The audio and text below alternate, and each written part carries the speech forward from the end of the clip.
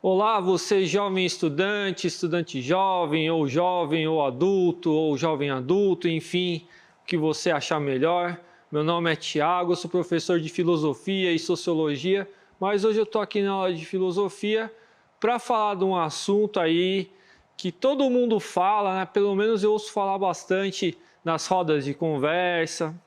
Você provavelmente já ouviu falar desses termos que são socialismo, anarquismo, liberalismo, capitalismo.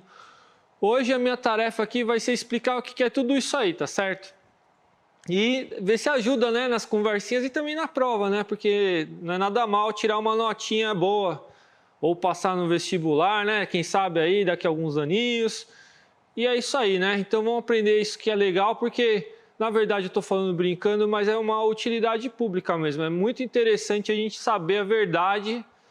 Se não é a verdade, pelo menos uma coisa consistente, assim, um bom argumento para falar de política, porque afinal de contas nós estamos falando aqui do assunto política, né? E não falar alguma besteira a respeito dessas ideias ou dessas palavras ou desses conceitos que são tão importantes, né? Que tem uma história toda por trás, todos esses movimentos, eu posso dizer assim, eles têm uma longa história por trás deles, então não é legal falar bobagem a respeito disso, tá certo? Então vamos que vamos, né? Vou passar aqui o slide para vocês, vou deixar aí para vocês verem a habilidade, elas vão estar lá, a habilidade e o conteúdo no repositório do Centro de Mídias, vou poupar o meu e o tempo de vocês também para passar para o próximo. Então vamos lá, né? Essa introdução eu vou ler aqui. Você talvez já tenha ouvido falar de ao menos uma dessas palavras: anarquismo, socialismo e liberalismo. Além disso, é possível que esses termos soem como algo relacionado a discussões políticas, que foi o que eu falei, né? Com as quais você simpatiza ou antipatiza em maior ou menor grau. Mas o que significam esses ismos? Então, como eu falei para vocês, minha tarefa aqui vai ser desvendar esse mistério, né? Eu sei que alguns de vocês já sabem ou um poucão ou um bastantão sobre isso, mas de qualquer forma é sempre legal a gente reforçar o que são essas ideias e poder conversar melhor, né? Vamos que vamos então. Próximo slide, socialismo. Vamos começar pelo socialismo então? Palavra que está tão na moda, né? Porque eu geralmente, quando eu ouço falar de socialismo nessas ocasiões que são redes sociais, né? Muito rede social mesmo, mas também na televisão, então conversas de bar, né? Porque às vezes eu vou comprar lá meu pão, meu café com leite, eu ouço lá o povo falando mal aí do socialismo, né? Mas eles sabem realmente o que significa socialismo? Essa que é a pergunta. Então vamos lá. De acordo com Arnaldo Spindel, não é uma tarefa simples definir o significado dessa palavra. Usualmente ela designa um conjunto de doutrinas que visam a transformação da sociedade a partir da crítica à propriedade privada e às relações de classe, e dois, os sistemas políticos que colocam em prática essas doutrinas, né? Então, pessoal, é o seguinte, vou explicar aí para vocês um pouquinho dessa história, tá bom? A ideia do socialismo ela é muito antiga, a gente pode remontar ela até a antiguidade grega, se você quiser, talvez não com esse nome, né, socialismo, mas uma ideia de uma sociedade justa e igual para todos, né? Então, por trás dessa ideia do socialismo tem uma ideia assim de igualdade, né? De igualdade de condições para todas as pessoas. Mas o socialismo, ao longo da história, eu estou falando aqui da Europa principalmente, né? Mas depois essa ideia se espalhou pelo mundo inteiro. Mas a partir da Europa, o socialismo começou a vingar como um conjunto de doutrinas, né, e de formas como um sistema político, mais precisamente a partir do século XVIII, XIX, né? No século XVI, com Thomas More, ele tinha um livro, né, que se chama Utopia, ele estava falando ali também as ideias que mais tarde inspirariam um conjunto de pensadores para também propor o socialismo, né? Então, o que é essa utopia? O que é essa ideia? É uma ideia de viver com um governo que seja justo para todos, né? Então, um governo em que as pessoas têm os mesmos direitos, as mesmas possibilidades, as mesmas condições, né? E tem até uma ideia também utópica que seria assim, de acordo com o seu desejo, você conseguiria aquilo que você precisaria, né? Então, que você fosse atrás. Não seria algo do tipo, as pessoas partem de condições de vida desiguais, né? Todas as pessoas deveriam ter condições de vida muito próximas umas às outras, né? E isso também deveria ser garantido pelo governo, né? Então, você vivendo numa sociedade, o governo seria responsável por zelar por essa igualdade e não agir com o privilégio de alguns e o prejuízo de outros. Então tá aí, né, uma raiz antiga dessa ideia do socialismo, né? Estou falando então do Thomas More, né, que é escritor, ele viveu no século XVI, 1500 e alguma coisinha aí.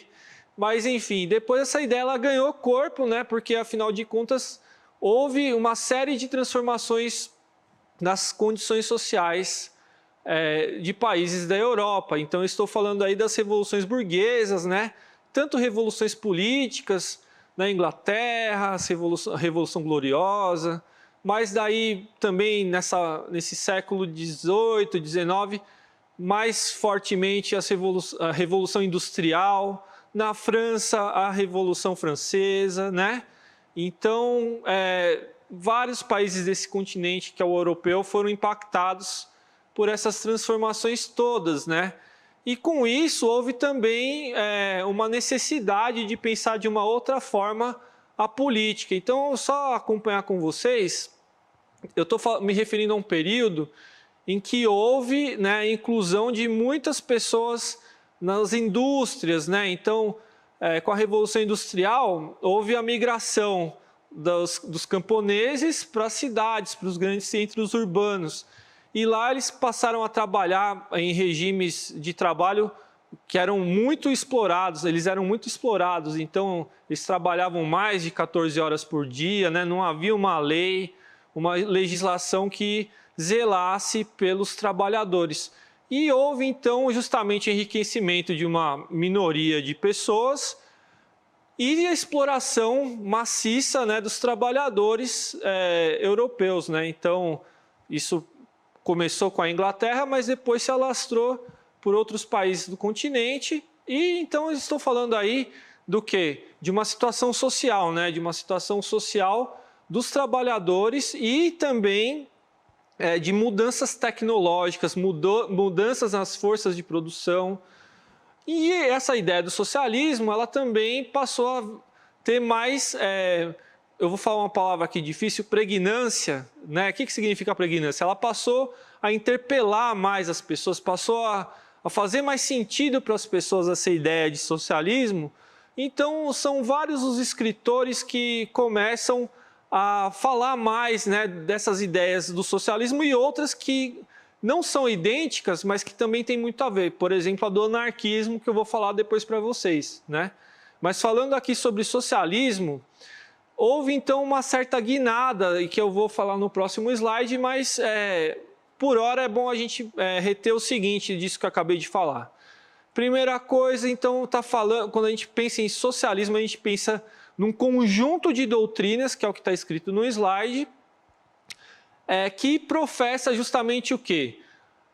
Essa igualdade de condições, a transformação da sociedade, a não exploração dos homens pelos homens, e todas essas ideias que são muito importantes para uma sociedade onde prevalece o socialismo, tá bom? E a outra ideia também tem a ver com sistemas políticos, né? Ou em outras palavras, como que esse conjunto de doutrinas ele é colocado em prática no planeta, né? Como que as pessoas que assumem o poder, estão à frente do governo, elas incorporam essas ideias na sua forma de agir, né? Então, eu estou falando aqui, não existe então um socialismo apenas, existem vários tipos de socialismo, existem várias correntes que diferem principalmente no que se refere à estratégia, à tática.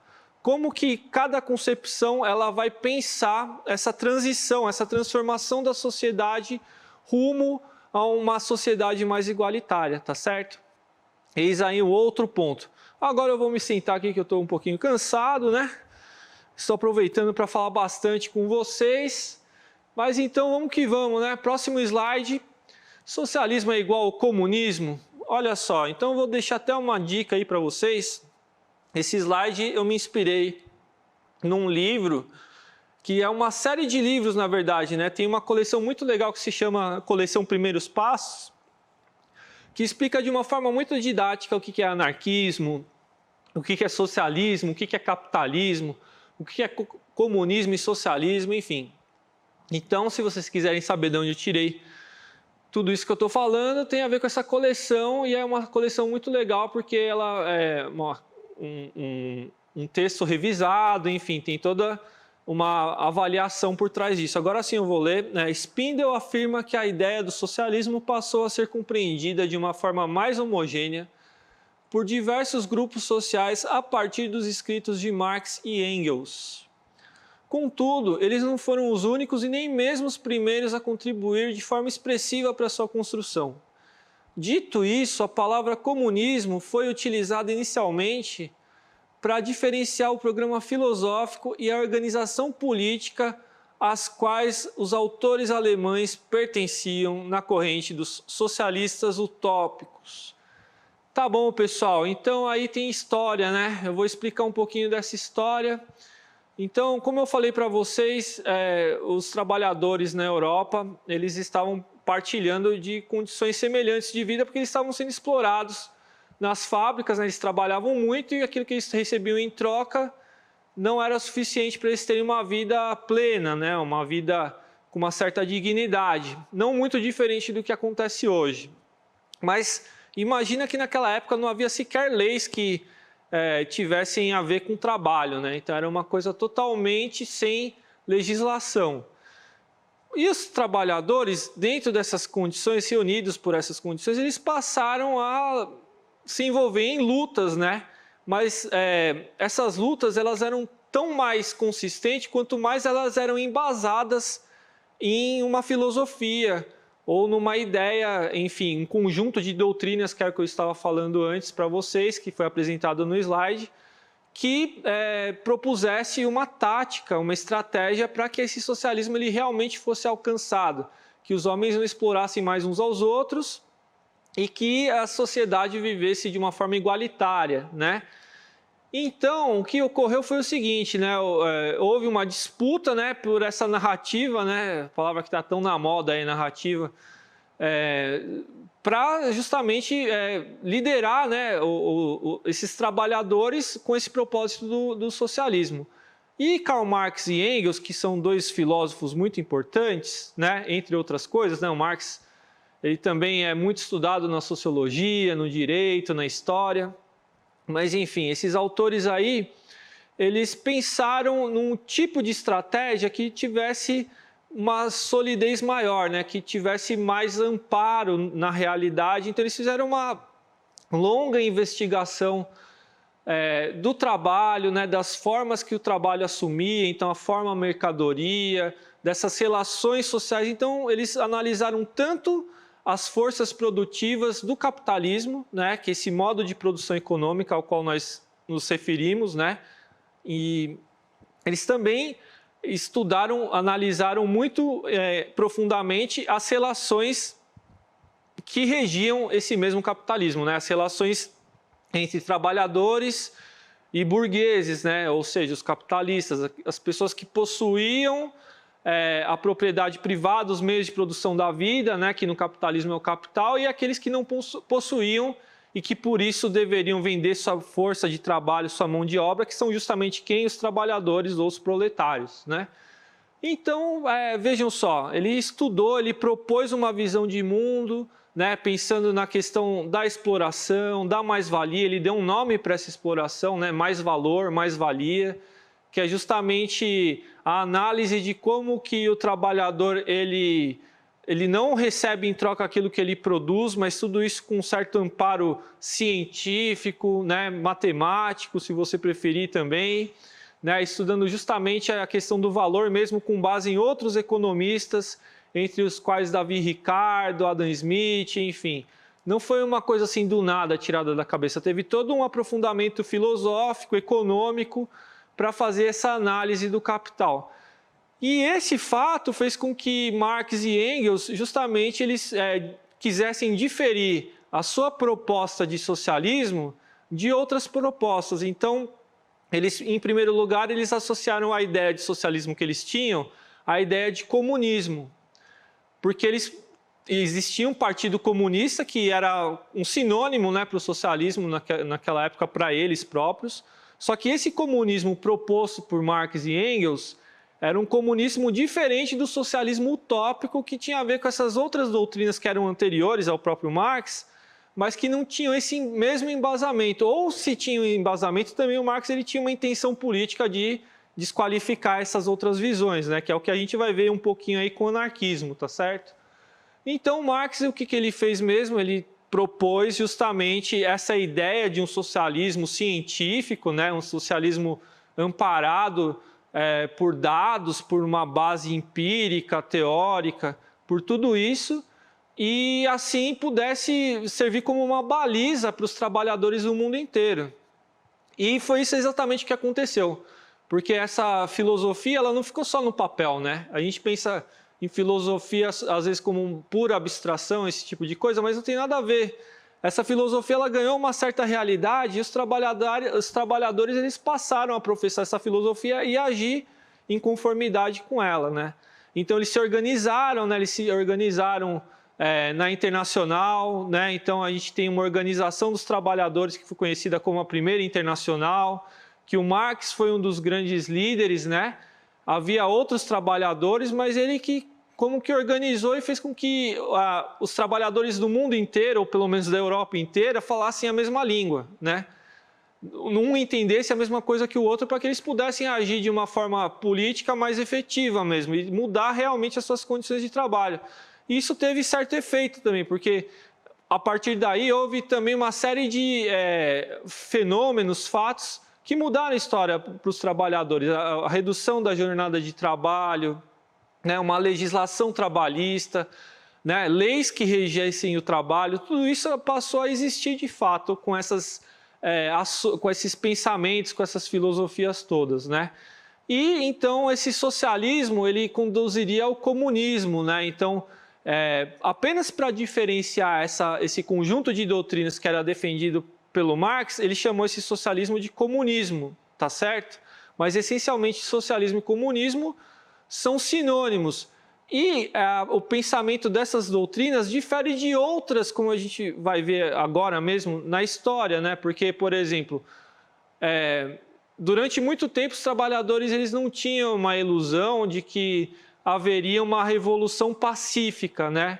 Que seria necessário agir e ir para a luta. Então, por exemplo, pensaram na greve, pensaram em várias ações políticas, né, que envolviam o combate. Então, um exemplo disso foi a própria antiga União Soviética, né, onde está a Rússia hoje, porque lá houve o que justamente? Uma revolução que teve sangue, né, teve derramamento de sangue e a partir de então os antigos czares, os antigos proprietários feudais da Rússia, eles tiveram que ser desapropriados e os comunistas, né, as pessoas engajadas nessa luta, eles foram lá e fizeram essa revolução e transformaram a antiga União Soviética justamente nisso, uma união dos países socialistas daquela parte do globo, né, do leste europeu, enfim. E tudo isso que eu estou falando para vocês, então, difere, por exemplo, de outras doutrinas, como, por exemplo, a doutrina da social-democracia, que era o que existia na Alemanha, por exemplo. A Alemanha pensava que a revolução ela não deveria ser alcançada dessa forma tão militar, tão, enfim, com tanta luta. Seria necessário a questão do voto, né, do sufrágio, enfim, e respeitando, por exemplo, as leis, ou então tentando ganhar espaço nas leis, né, isso é uma outra coisa importante. E nós temos aí, então, uma outra concepção. Então, vocês vejam só, né? Só com isso que eu falei, dá para a gente pensar que existe esse socialismo que é idêntico ao comunismo, esse socialismo utópico e também teria esse socialismo que é da social-democracia, que foi também inspiração para muitos países do mundo, tá certo? 3 tipos aí de socialismo para vocês verem, né? Sendo que um deles seria, então, mais ou menos sinônimo de comunismo. E eu vou falar agora do anarquismo que eu prometi para vocês, né? Então eu vou pular esse slide aqui e vou falar agora então do anarquismo, que é o seguinte: assim como no caso do socialismo, não existe uma única concepção de anarquismo. De acordo com Caio Túlio Costa, existem ao menos 4 correntes distintas desse movimento, sendo uma delas atribuída a Mikhail Bakunin. Cabe ressaltar que houve uma disputa entre Bakunin e Marx, cada um com suas doutrinas, em torno da conquista da consciência do movimento operário no século XIX. Isso demonstra que, se por um lado, ambos são críticos das formas de organização e das relações de poder no capitalismo, por outro, existem diferenças significativas entre essas mesmas doutrinas e respectivos movimentos políticos, tá? Então, eu vou tentar falar brevemente aqui do anarquismo. Aquilo tudo que eu falei para o socialismo também serve para o anarquismo, né? O fato de existir várias correntes, o fato de poder ser definido como um conjunto de doutrinas e também a única coisa que não serve para o anarquismo, aliás, é o fato do governo, porque justamente o significado de anarquismo é a ausência de governo. E eis aí um ponto fundamental que diferencia o anarquismo do socialismo. O anarquismo, ele também defende a igualdade entre os homens, a não exploração do homem pelo homem. Quando eu falo homem, eu digo gênero humano, tá certo? Não é o homem, a mulher, nem nada disso, tá? É como os filósofos geralmente escrevem. Não é uma questão só da linguagem machista, apenas para reforçar isso. Mas quando eu digo, então, anarquismo, tem a ver com as mesmas ideias, os mesmos princípios balizadores que tem a ver com a igualdade, com a justiça e com a liberdade também, né? Então, uma palavra muito importante para o anarquismo é a liberdade. E para o socialismo também seria, né? Mas o socialismo teve desenvolvimentos em alguns estados totalitários, né? Nem todos os estados socialistas, né? Então, as pessoas que aderiram ao socialismo tiveram, assim, um momento de liberdade, né? Mas o mesmo a gente poderia dizer também do capitalismo, né? Nós temos ditaduras de esquerda, de direita, de países que são capitalistas, de países que são socialistas. Isso não é um privilégio de um ou de outro, apenas para reforçar isso aí, né? Mas o anarquismo é justamente não haver Estado, né?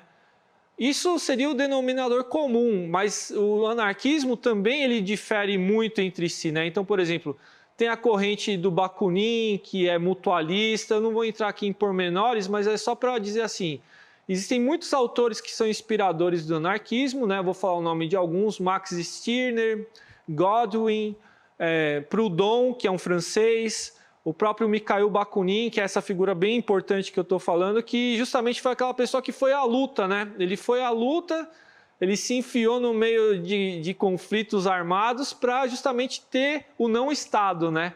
Para não ter esse governo dos homens sobre os homens. Então, o anarquismo, fundamentalmente, não é bagunça, e muito menos ordem também, mas não é nem bagunça e nem ordem. Anarquismo é não ter governo, esse é o sentido, a etimologia da palavra anarcos, do grego, né? Então não haver governo, né? Então seria a não ordem no sentido do governo, mas os homens, o pressuposto do anarquismo é que os homens saberiam se organizar autonomamente. Então todos os cidadãos, eles conseguiriam por si próprios, por sua própria ou natureza, ou pela natureza da sociedade, se auto-organizar, né? Então, eles confiam muito no potencial do ser humano, né, em primeiro lugar, mas justamente pelo fato deles serem contra o governo, seria muito ilógico eles proporem uma forma de organização que tivesse como princípio ocupar o governo, que tivesse